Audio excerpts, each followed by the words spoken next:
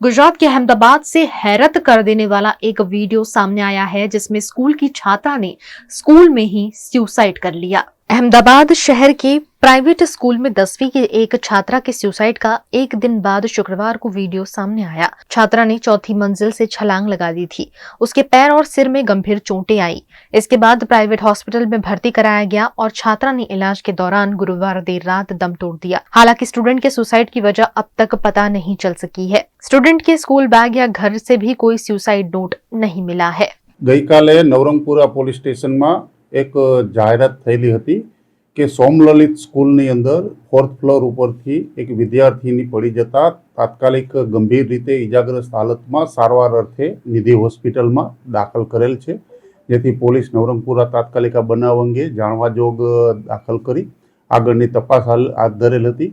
परंतु जे भोग बननार विद्यार्थीनी जे हती ए गंभीर रीते इजाग्रस्त होय, बेभान अवस्थामां होय, जेथी वधु माहिती मळी निकळेली स्थळ उपर जई तपास करी અને ફોરેન્સિક સાયન્સ લેબોરેટરી તેમજ ફોરેન્સિક તપાસના અર્થે તેમજ ક્રાઇમ સીન મેનેજર અને આજુબાજુમાં જે બનાવ સાથે સંકળાયેલ ટીચર તેમજ મેનેજિંગ ટ્રસ્ટી સાથેથી માહિતી મેળવી અને આ અંગે વિદ્યાર્થીની જે ધોરણ 10માં અભ્યાસ કરતા હતા એમને હાલમાં એમને અવારનવાર સ્કૂલની અંદર પોતે ઇન એબસન્ટ રહેતા હતા, ઇરેગ્યુલર હોવાની હકીકત જાહેર કરેલી હતી અને આ બાબતે તાત્કાલિક पहला तो जाणवाजोग दाखल थी थी। परंतु गई काले रात्रे सारवार दरमियान 22:00 वागे निधि होस्पिटल में एक जाहेरात आवेली थी कि जे सारवार दरमियान इजाग्रस्त जे विद्यार्थीनी जे छे ए अवसान पामेल छे। ते अंगे नवरंगपुरा पोलीस स्टेशन में अकस्मात मौत नंबर 9/2025 BNSS 194 मुजबनो